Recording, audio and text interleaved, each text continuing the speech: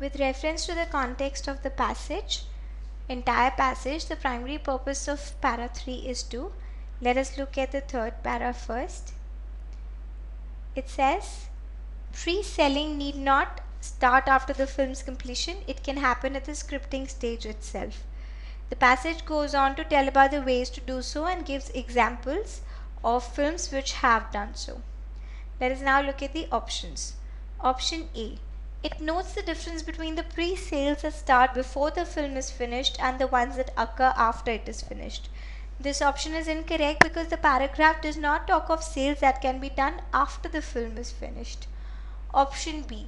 It complements the idea of pre-selling before the film is ready for release by listing a few ways in which pre-sales can begin during the scripting stage and or continue till the film is finished. This option seems correct because the paragraph introduces the idea of pre-sales before the film is completed and talks of different ways to do it. Option C. It is a comparison of the ways in which pre-sales before and after the scripting stage can affect the success of the film after its release. This option can also be negated because of the same reason as option A.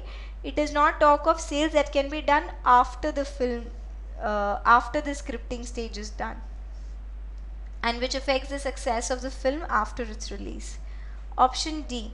It lists 3 new ways of monetizing a film before its release, namely associative licensing, in-film product placement, and merchandising. This option is incorrect. It is factually correct, but it does not talk of the purpose of the paragraph and hence is incorrect, and the correct answer to this question is option B. Next question. From the last paragraph, which of the following can be safely inferred? Option A. Because of the advent of digital musical trends, it is presumably correct to say that all music now comes with inbuilt digital rights along with the commercial rights. Let us look at the first line of the last paragraph. The next big opportunity comes in the form of music rights, wherein the digital rights are mostly embedded. It says that the digital rights are mostly embedded, but the option says that all music comes with inbuilt digital rights. So there is a discrepancy, and hence option A is incorrect. Option B. Devdas is a unique example owing to its unprecedented profits from pre-sales of its soundtrack, which sold for a whopping INR 12 crore.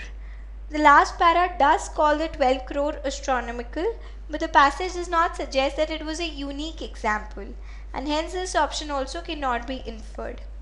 Option C.